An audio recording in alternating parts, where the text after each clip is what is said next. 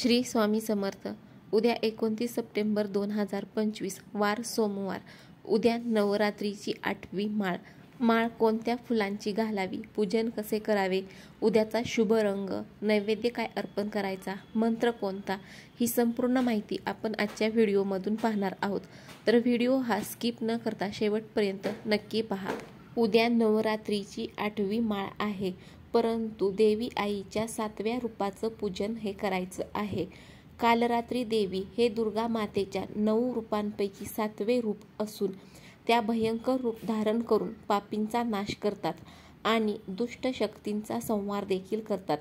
काल रात्री देवीची पूजा ही नवरात्रीच्या 7व्या दिवशी केली जाते. या देवीच्या उपासनेने अग्नी, पाणी, प्राणी आणि शत्रू यांच्यावरील भीतीही कमी होते आणि संकटांवरती मात देखील करता येते.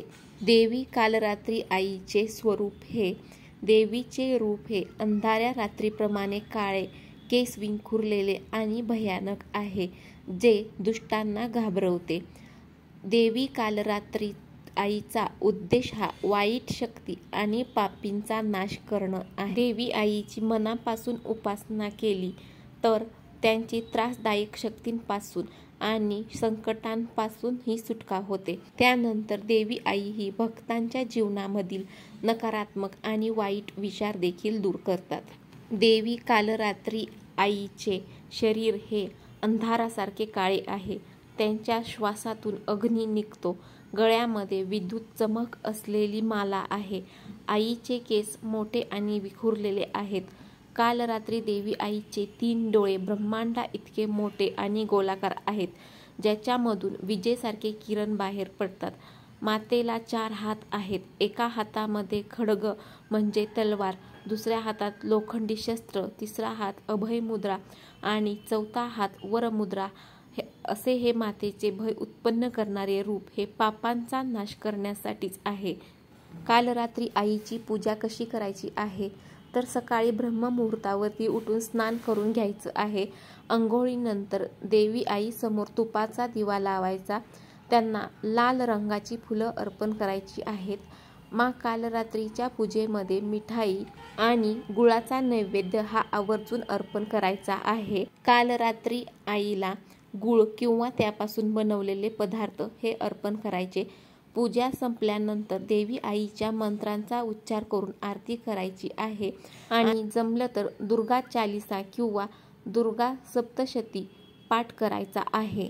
पूजेदरम्यान तुम्हाला देवी आईचा हा मंत्र म्हणायचा आहे. ओम देवी कालरात्रे नमः. या देवी सर्वभूतेषु मा कालरात्री रूपेण संस्थिता. नमस्तस्ये नमस्तस्ये नमस्तस्ये नमो नमः. या मंत्राचा जप हा करायचा आहे. हा मंत्र तुम्हाला पूजा करताना किंवा पूजा झाल्यानंतर हा मंत्र तुम्हाला म्हणायचा आहे. तर उद्याचा शुभ रंग हा आहे मोरपंखी. तर तुम्ही मोरपंखी रंगाचे वस्त्र परिधान करून देवी आईची ही पूजा करू शकता. तर उद्या तुम्ही देवी आईला मोगरा किंवा जाई किंवा रातराणी या फुलांची माळ करून अर्पण करू शकता किंवा फुलं देखील अर्पण केली तरी देखील चालतील. जर का तुमच्याकडे ही फुलं नसतील, मोगरा किंवा जाईची किंवा रातराणीची फुलं नसतील, तर तुम्ही अगदी झेंडूच्या फुलांची माळ देखील अर्पण केली तरी चालेल किंवा फुलं अर्पण केली तरी देखील चालतील. तर देवी आईला नैवेद्य कोणता दाखवायचा आहे? देवी कालरात्री आईला मालपुवा किंवा गुळापासून बनवलेली मिठाईचा नैवेद्य दाखवला जातो, ज्याच्यामुळे देवी आई ही प्रसन्न होऊन तुमच्या सर्व मनोकामना आहेत त्या पूर्ण करतात. देवी कालरात्री आईला मालपुवाचा नैवेद्य अर्पण केला जातो. त्यानंतर गुळापासून केलेली मिठाई किंवा एखादी वस्तू अर्पण केल्यामुळे देवी आई प्रसन्न होतात. विधिवत पूजा करून झाल्यानंतर देवी आईला नैवेद्य अर्पण करायचा आहे आणि नैवेद्य अर्पण करत असताना तुम्हाला या मंत्राचा जप करायचा आहे, जसं की ओम ऐं ह्रीं क्लीं चामुंडाय विच्चे. या मंत्राचा जप करायचा आहे.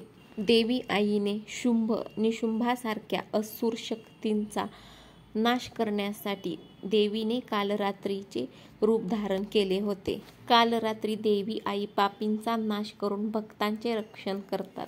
नवरात्रीतील सप्तमींची रात्र ही सिद्धींची रात्र असते.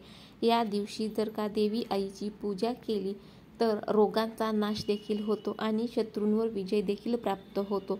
तर अशा स्थितीमध्ये जे काही ग्रहांचे अडथळे आहेत ते अडथळे आणि भय देखील दूर करणाऱ्या देवी आईची अगदी मनापासून पूजा करावी।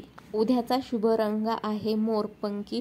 देवी आईला नैवेद्यामध्ये अर्पण करायचं आहे गूळ किंवा गुळापासून बनवलेली एखादी मिठाई। त्यानंतर माळ कोणती तर मोगरा किंवा जाई किंवा रातराणीच्या फुलांची माळ अर्पण करायची आहे किंवा फुलं देखील अर्पण केली तरी देखील चालतील। आणि मंत्र हा म्हणायचा आहे ओम देवी कालरात्रे नमः। या देवी सर्वभूतेषु मा कालरात्री रूपेण संस्थिता नमस्तस्ये नमस्तस्ये नमस्तस्ये नमो नमः। या मंत्राचा जप तुम्हाला उद्या 21 वेळा करायचा आहे। जर का व्हिडिओमधील ही माहिती पूर्ण वाटली असेल तर चॅनलला नक्की सबस्क्राईब करा आणि व्हिडिओला लाईक आणि शेअर करायला विसरू नका। श्री स्वामी समर्थ। जय जय स्वामी समर्थ। अनंत कोटी ब्रह्मांड नायक श्री स्वामी समर्थ महाराज की जय।